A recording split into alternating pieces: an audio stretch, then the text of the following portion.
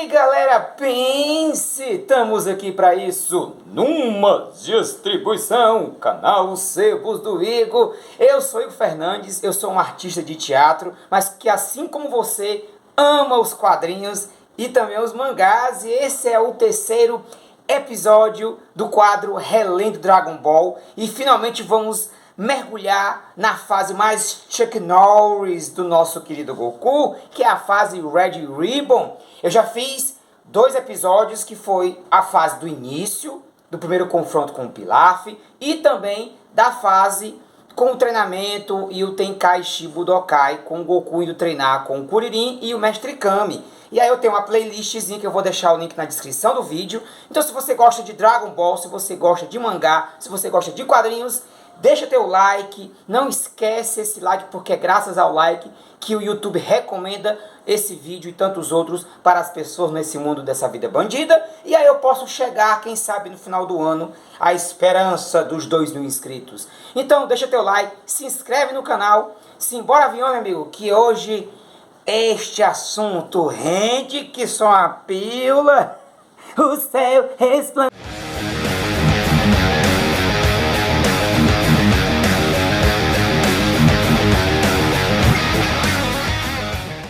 Muito bem, senhoras e senhores, essa fase, nas edições definitivas de Dragon Ball lançadas tanto pela Conrad como pela Panini, elas foram compiladas da número 4 a número 8. Portanto, enfim, eu estou usando essas edições, para quem está pegando agora esse episódio, porque eu estou relendo Dragon Ball por meio delas, já que é uma coleção que eu estou fazendo. Então, da número 4 a número 8, nós temos então, estou começando aqui a nossa jornada, nós temos inicialmente o fim do Tenkaichi Budokai.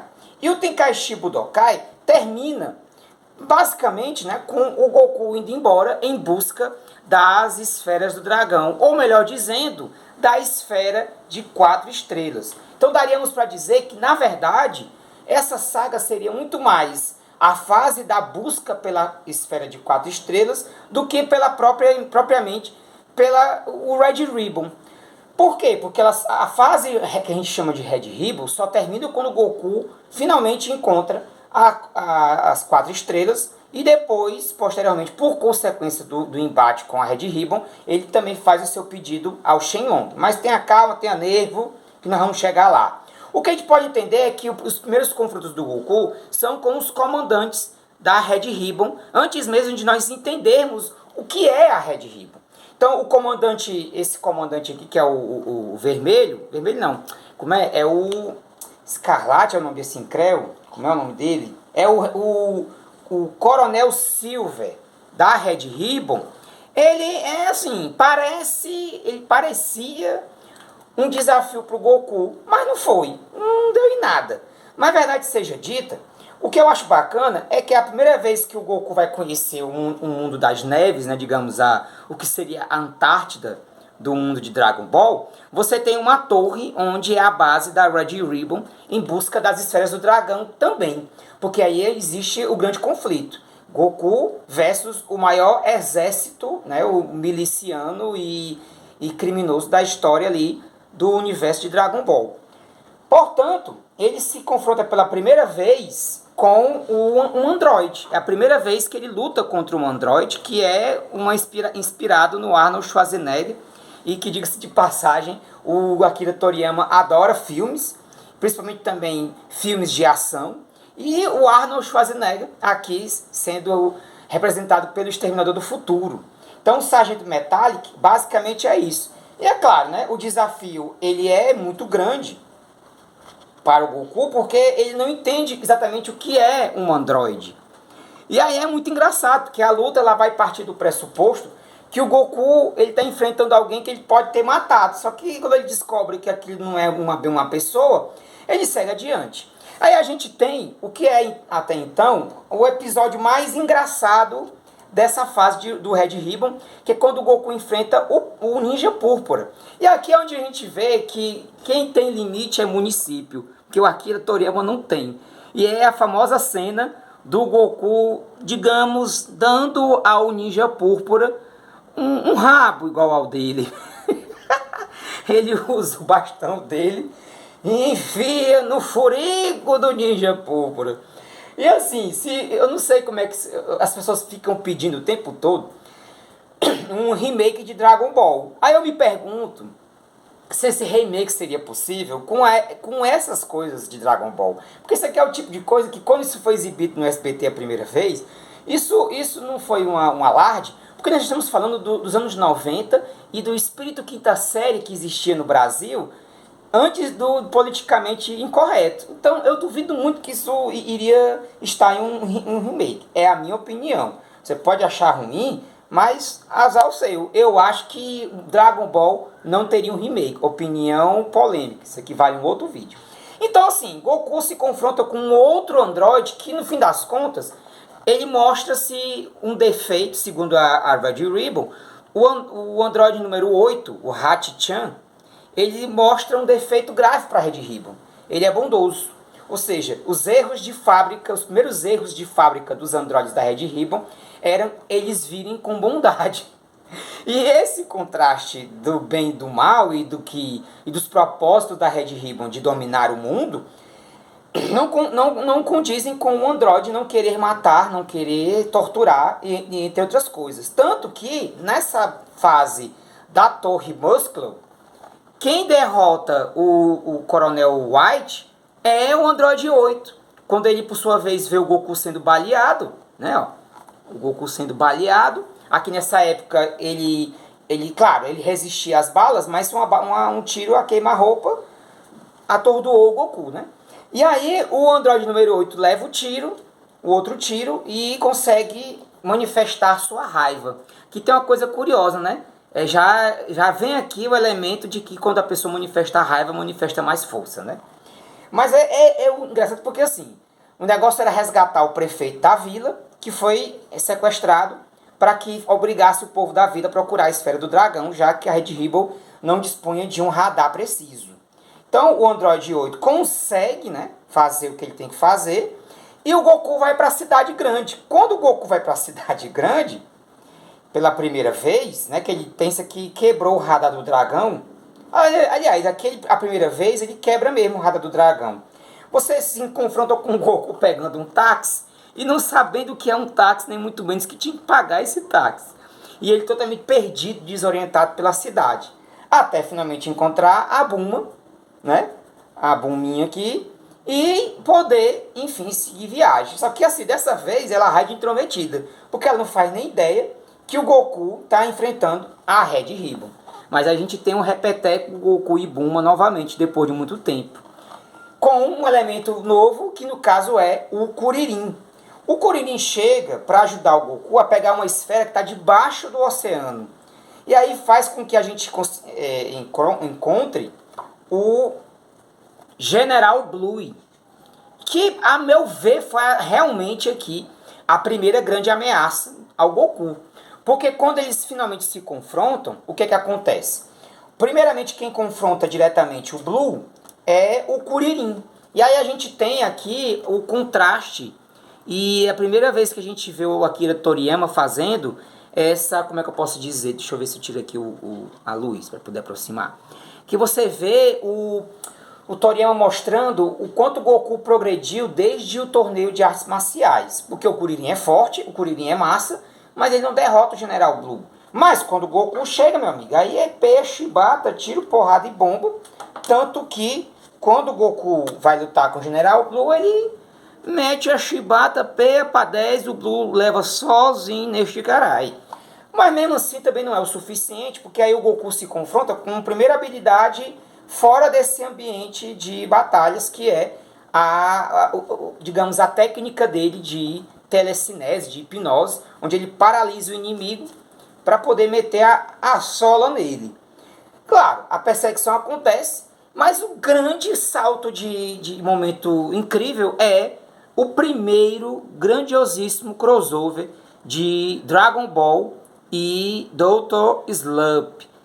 Mas o que é Dr. Slump? Pronto, eu tenho que dar aqui uma pausazinha para falar para quem não conhece de Dr. Slump. Porque aí quem assistiu talvez lá em Dragon Ball Super, um episódio que eles estão lá com uma pequenina de cabelos roxos, que é essa bonitinha aqui, que é a Arale. A Arale é um robozinho criado pelo Dr. Sandor e ela vai aprontar todas. E é o primeiro mangá de grande sucesso do Akira Toriyama. É uma comédia de ficção científica, né? Enfim, uma ficção científica cômica, digamos assim.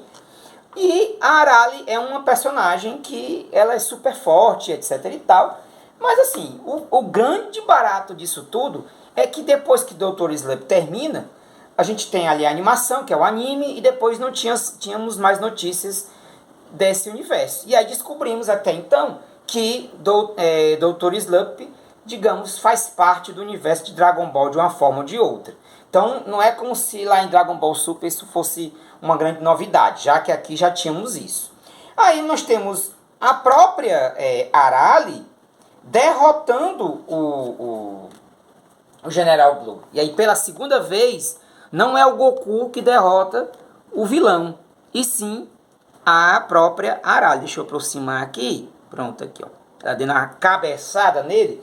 E o Goku ficando intrigado porque que ela é forte, porque ele não faz ideia que ela é um robô.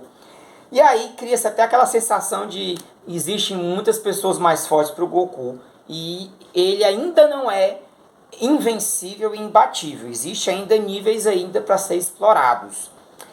Tanto que quando chega o tal Pai Pai, que é um assassino de aluguel, que a Red Ribbon contrata, aí, meu amigo, o nível se eleva. Realmente é uma das batalhas mais tensas de Dragon Ball, porque é onde o Goku ele sofre um golpe fatal, e é a primeira vez que o Goku realmente quase vai de arrasta para cima, quase vai de Olavo. Fato esse que muda completamente, deixa eu dar aqui que muda completamente a dinâmica de Dragon Ball. Que aí você vê, por exemplo, na animação exibida no Brasil na época, termina mais ou menos aqui, né, onde o Goku é derrotado pelo o tal Pai Pai e resolve subir a Torre de Karin, que é uma torre lendária que, por sua vez, promete que se o guerreiro subir até o topo, ele vai, por sua vez, conseguir um poder que vai superar qualquer guerreiro, que é a água sagrada. Então, muitos de nós que assistimos Dragon Ball na animação no SBT, ficamos sem saber o que acontecia depois. Então, veja só como é curioso, né? Goku ele sobe a torre, encontra o Mestre Karin, que na verdade é um simpático gatinho, né? Que tem seus mais de 800 anos. E o próprio Karin treina o Goku, sabendo das intenções boas dele, mas sempre testando o caráter do Goku. Então tem uma hora que o Karin ele vai dormir e ele fica lá deixando digamos, a água sagrada dando mole pro Goku. O Goku acorda, vai até a água sagrada, mas aí mesmo assim ele não pega. E eu acho isso muito legal. Talvez é uma das coisas que mais eu me lembro de quando eu fui continuar a assistir Dragon Ball, é esse momento, porque no caso do Mestre Kami, não foi dessa forma, né? O Mestre Kami tentou pegar ali escondido, se aproveitando do Karin, fingindo que estava dormindo, né? Então assim, a gente tem o grande confronto do Goku com o tal Pai Pai, e esse confronto é maravilhoso, porque é aquela batalha assim, de tirar o fôlego, onde o Goku mostra sua maestria, com direito até a referência a Karate Kid aqui, ó. Verdade seja dita, aqui dava-se a entender também que o Goku havia chegado no topo da sua força, pelo simples fato de nós termos o tal Pai Pai como esse inimigo máximo. E aí quando ele vai enfrentar lá o quartel-general da Red Ribbon para conseguir as últimas esferas que faltam para realizar o desejo dele, que nesse confronto com o tal Pai Pai, acaba que o filho do índio Upa, que é do índio Bora, né, que é o Upa, ele morre. Então, não, peraí, o índio, o pequenino o pequenininho é o Upa e o grandão é o Bora. Pois é o pai do pequenininho morre, né? Então Goku ele decide usar o desejo das esferas do dragão para ressuscitar o índio Bora. Pois bem, então Goku enfrenta a todo o exército Red Ribbon de uma vez só, inclusive com um super robô gigante do Black, né, do Coronel Black, que acaba assassinando o comandante Red. que tinha um desejo muito fútil, e que o desejo fútil, ele é um elemento muito importante e um elemento muito recorrente em Dragon Ball, quando o assunto é grandes personagens. Porque as pessoas que assistiram os filmes mais recentes não entenderam por que o Freeza pediu para aumentar de tamanho e não a imortalidade. Sendo que ele havia pedido essa imortalidade. Eu vou falar mais disso quando for chegar na fase Freeza. Mas a verdade seja dita, é daqui que começa, é na fase de Dragon Ball clássico, com o Pilaf pedindo para dominar o mundo, e o Long pedindo uma calcinha, o comandante Red pedindo, em vez de a dominação mundial, ele pedir para ficar mais alto, porque ele é um anão, e aí você vai vendo que isso vai ficando recorrente, não só como um elemento cômico, mas como um elemento de contraste em que o poder para esses grandes vilões, na verdade, tem mais a ver com futilidade do que com alguma coisa mais concreta. Isso se torna mais risível em releituras onde você mais maduro percebe que o ser humano, de certa forma, ele também tem algo assim. Depois que consegue tudo, ele passa a desejar coisas supérfluas e coisas banais. Mas enfim, isso aí é assunto para outra coisa. Isso aí é assunto para psicólogo. Eu não sou psicólogo. Então, muito bem. Goku derrota a Red Ribbon e, por sua vez, vai enfrentar os guerreiros da vovó Uranai para conseguir descobrir aonde está a última esfera do dragão, que ele não consegue achar no radar. E é onde acontece o grande momento dessa fase. Dele ir até a vovó Uranai, que se descobre que a velhinha, além de ser evidente, é irmã do mestre Kami, você descobre também que ela recruta, aqui a vovó Uranai, ó. Você descobre que ela recruta de todos os guerreiros excêntricos e esquisitos, e é muito legal porque a gente mata a nossa saudade do torneio de artes marciais, que trazia personagens excêntricos, como aquele homem fedorento, como a mulher que se aproveita da sensualidade dela para seduzir os seus adversários. Aqui você tem um vampiro que luta Muay Thai, você tem um homem invisível, você tem um homem diabo, você tem um homem múmia. Mas para mim, tudo isso para mim, de certa forma, além de ser divertido e interessante, confesso que na minha primeira leitura de Dragon Ball no mangá, eu achei encheção de linguiça, mas depois fui me divertindo e curtindo melhor esses personagens excêntricos, mas eu não deixo de ter um impacto maior, que é a luta do Goku versus o vovozinho Son Gohan, mascarado ainda, mas que ele meio que estava desconfiando que conhecia ele, só não sabia da onde. Ele estava meio que reconhecendo pelo cheiro, pelo jeito, o estilo de lutar parecido. O velho sabia dar o Kamehameha, sabia o ponto fraco dele, até que finalmente ele se revela sendo o vovô do Goku. Aí é pra mim a cena mais emocionante de Dragon Ball. Quanto mais eu assisto, mais eu me emociono. Se eu chorei a primeira vez, eu choro sempre. E aí até muito delicado pra mim, porque aí mexe também com a minha vida pessoal e com o que eu já passei, que vocês que me acompanham sabem muito bem o que eu passei. Mas não deixa de ser também muito bonito ver o Goku reencontrando com o vovozinho Son Gohan, que mesmo morto teve um dia, né, para ficar na Terra, né? A vovó Uranai tem direito a pegar um guerreiro que passa 24 horas na Terra e pode aproveitar para, enfim, sei lá, ficar vivo por um dia, né? E como ela sabia que o Goku ia vir, que era evidente, né? Ela aproveitou e trouxe o Son Gohan e fez aí, né, o combination para que eles tivessem esse grande reencontro. Ele não ressuscita o Son Gohan a pedido do próprio, então parte finalmente para, depois de encontrar as esferas, ter um último confronto que é com o Pilaf e os seus capangas. Aí assim, eu confesso para vocês que é uma releitura acho que eu já reli Dragon Ball umas 500 vezes. E sim, com relação a esse último confronto com o Pilaf, eu confesso que eu acho essa daqui eu acho injeção de linguiça. Porque acho que era só porque, enfim, tinha que ter uma resistência ainda para poder pegar a última Dragon Ball. Porque tinha que ter. Você vê que é o Akira Toriyama dizendo, é o jeito que tem que ter uma resistência aqui pro Goku para não ser fácil demais. Mas será que não teve resistência suficiente? O torneio da vovó Uranai, o Goku e os demais enfrentando os guerreiros da vovó Uranai e o Goku enfrentando o Son Gohan, que foi uma tremenda de uma chibata, ainda botar o Pilaf, não sei não. Aí pra mim, mestre Toriyama, Deus o tenha, mas aqui foi enroleixo.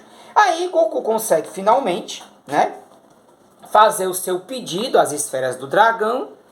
E é muito legal, porque aqui, ao contrário da primeira vez, que quem fez o pedido foi o Pilaf, dessa vez é o próprio Goku que está fazendo o pedido, e as pessoas talvez passem batido o fato de que é sim, de fato, a primeira vez que o Goku encontra com o Shenlong de forma plena, né? Porque ele estava ali preso lá no calabouço lá do Pilaf, e aí não pôde ver direito o Shenlong. Aí é muito legal ver ele maravilhado com o Shenlong. Aí ele chama, né, o índio, o Upa. O Upa faz o seu desejo e ressuscita o seu pai, que é o Bora.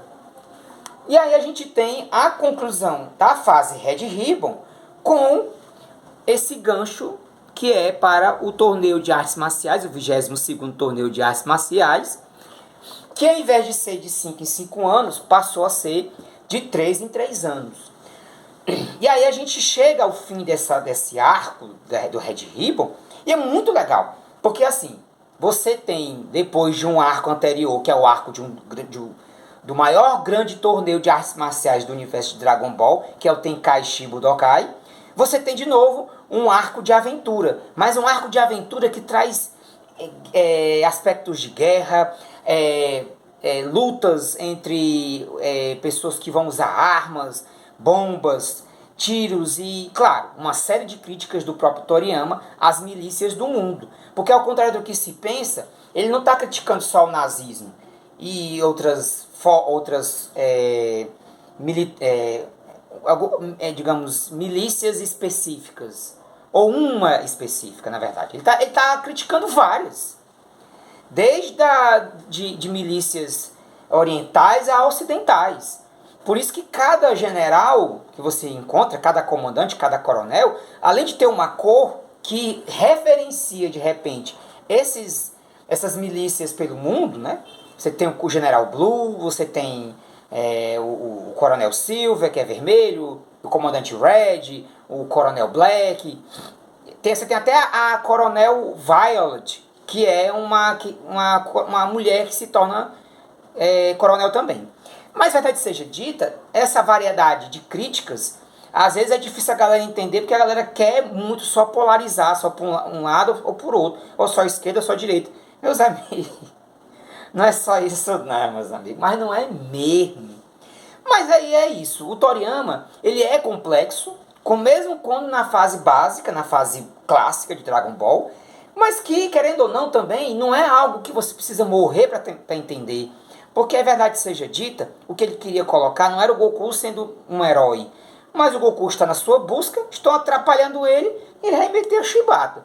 Então é divertido, é interessante e ao mesmo tempo tem uma certa revolução, porque querendo ou não, ao meu ver, na minha opinião, as artes marciais sendo mais referenciadas do que talvez qualquer tipo de militarismo. Bem, essa é a minha opinião. Pois é isso. Muito obrigado a você que veio até o final do vídeo, que acompanhou esse rojão que foi este vídeo sobre a fase Red Ribbon. Acompanha, reassiste os 2 primeiros episódios e vai acompanhando que a próxima vai ser o 22º torneio de artes marciais, que, meus amigos, vamos ter aí os grandes confrontos entre o estilo Kami e o estilo Tsuru. E vamos avançando nesse Dragon Ball, né? Vamos avançando, você vai conhecendo essas edições definitivas e ao mesmo tempo relembrando junto comigo essa vibe maravilhosa que é Dragon Ball. Então, obrigado, um bom domingo, uma boa semana, fique com Deus e até a próxima!